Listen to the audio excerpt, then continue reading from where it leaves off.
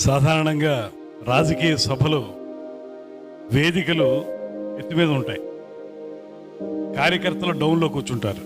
ఇక్కడ వేదిక కింద ఉంది, కార్యకర్తలు ఎత్తులో ఉన్నారు. అది జనసేన పార్టీ గొప్పతనం.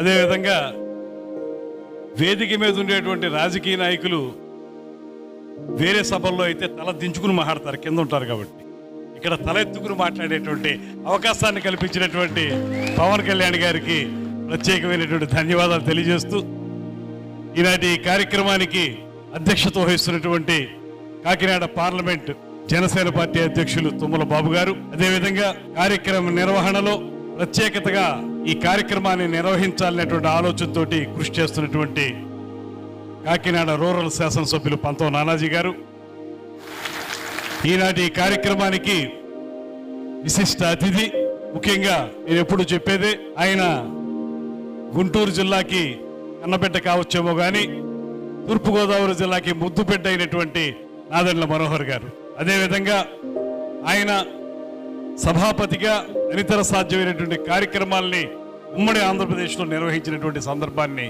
మనం చూసాం. అంతేకాకుండా జనసేన పార్టీకి ఒక దిశానిర్దేశం చేసేటువంటి స్ఫూర్తిదాయకమైనటువంటి నాయకత్వాన్ని మన అధ్యక్షులు పవన్ కళ్యాణ్ గారు అందిస్తే దాన్ని తూచా తప్పకుండా క్షేత్రస్థాయిలో అమలు చేసినటువంటి నాయకునిగా కూడా నాదెండ్ల మనోహర్ గారికి ప్రత్యేకమైనటువంటి పేరుంది.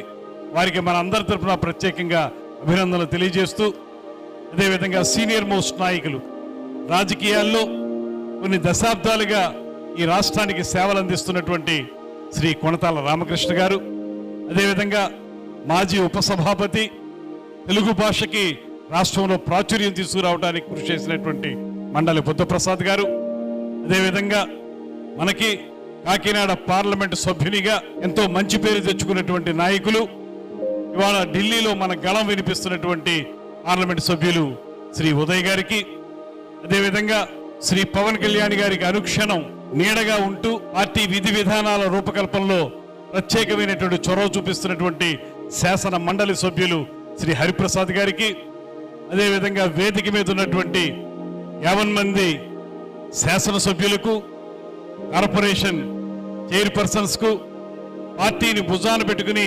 మోస్తున్నటువంటి ఇతర నాయకులకు, అన్నిటికంటే మించి మేము కొన్ని పదవులు చేయటం వల్ల లేకపోతే కొన్ని పదవుల్లో ఉండటం వల్ల వేదిక మీద ఉన్నాం. కానీ జనసేన పార్టీ జెండా రెపరెపలాడడానికి కారణం ముందు కూర్చున్న మీరే అయినటువంటి కార్యకర్తలందరికీ కూడా నమస్సుమాంజలి తెలియజేస్తా ఉన్నాను. ఇది ఒక కీలకమైనటువంటి దశలో కాకినాడ లాంటి చరిత్రాత్మకమైనటువంటి ప్రదేశంలో ఈ పార్లమెంట్ కు సంబంధించి పిఠాపురంలో జరుగుతున్నటువంటి ఆవిర్భావ దినోత్సవం. దీనికి సంబంధించి ఎందుకు కీలకం అంటున్నానంటే, మనందరికీ తెలుసు 8 నెలల క్రితం మన అందరి యొక్క అవిరళ కృషితోటి కూటమి నాయకత్వం ఈ రాష్ట్రంలో అద్భుతమైనటువంటి, అద్వితీయమైనటువంటి, అమోఘమైనటువంటి విజయాన్ని సాధించిన విషయం మనందరికీ తెలుసు.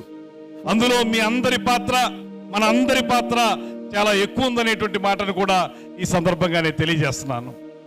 అలాంటి నేపథ్యంలో అధికారంలోకి వచ్చిన తర్వాత ఈ రాష్ట్రంలో ఒక పారదర్శకమైనటువంటి పరిపాలన అందించడంలో ముఖ్యమంత్రి గారి లాంటి విజనరీ నాయకుని నేతృత్వంలో నడుస్తున్నటువంటి ఈ పరిపాలనలో పారదర్శకతతోటి ముందుకు తీసుకెళ్తున్నటువంటి నాయకునిగా, అదేవిధంగా ఇతర ప్రాంతాల వాళ్ళు కూడా మన నాయకుని యొక్క పనితీరును చూసి మెచ్చుకుంటున్నటువంటి మన పవన్ కళ్యాణ్ గారు ఉప ముఖ్యమంత్రిగా వివిధ శాఖల ద్వారా చేస్తున్నటువంటి సేవ ఇవాళ అందరికీ మార్గదర్శకంగా నిలిచిందనేటువంటి మాటను కూడా మీకు నేను తెలియజేస్తా ఉన్నా.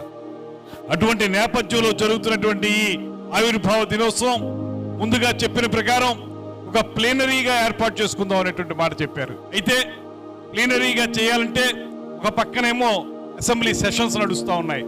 3-4 రోజులు జరగాలంటే అసెంబ్లీ సెషన్స్ ని మనం పక్కన పెట్టాల్సి ఉంటుంది.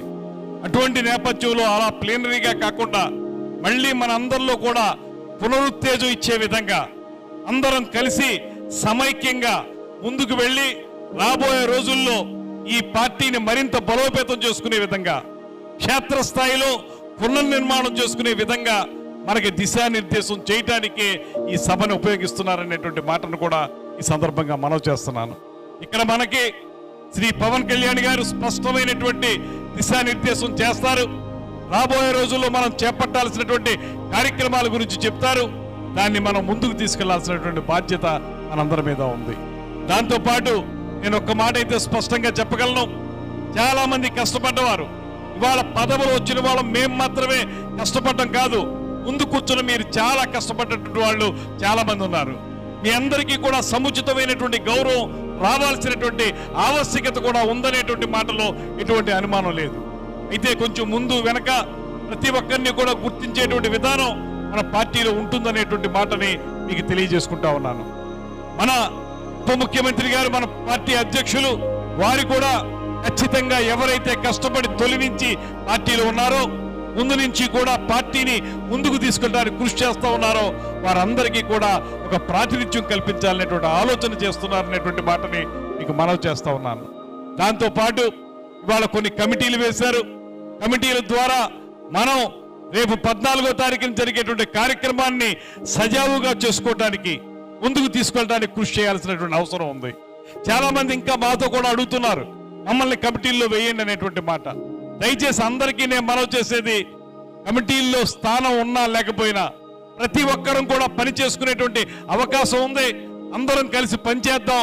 ఇది మన పార్టీ, మనందరి పార్టీ, మన నాయకుడు శ్రీ పవన్ కళ్యాణ్ గారి నేతృత్వంలో దీన్ని దిగ్విజయంగా నడపాల్సినటువంటి అవసరం ఉందనేటువంటి మాటని గుర్తించాలనేటువంటి విషయాన్ని మీకు మనవి చేసుకుంటూ, ఇవాళ రాష్ట్రంలో పరిపాలన కూడా చూడండి, ఇంకా అద్భుతంగా సాగుతుంది.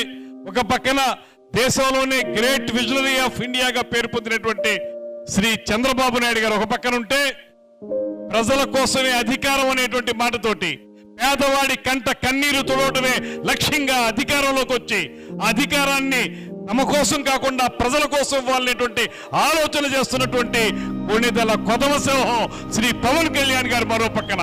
వీరిద్దరికీ పైన నరేంద్ర మోడీ గారు ఈ రాష్ట్రానికి చేస్తున్నటువంటి సహకారం, ఇవన్నీ కలగలిపి ఇవాళ అద్భుతమైనటువంటి పరిపాలన అందించడానికి ఈ ప్రభుత్వం సిద్ధంగా ఉంది.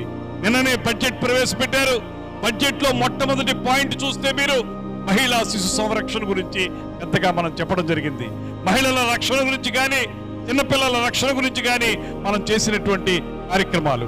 అదేవిధంగా రేపు గత 5 సంవత్సరాలుగా ఏ రకంగా అయితే తెలుగు భాషని ఆ ప్రభుత్వం చంపేసిందో దాన్ని పునరుజ్జీవింపజేయడానికి, తెలుగు భాష యొక్క గొప్పదనాన్ని ప్రపంచ వినివీధుల్లో తెలియజేయడానికి వీలుగా ఈ ప్రభుత్వం కట్టుబడి ఉందనేటువంటి మాటను కూడా స్పష్టంగా తెలియజేశారు.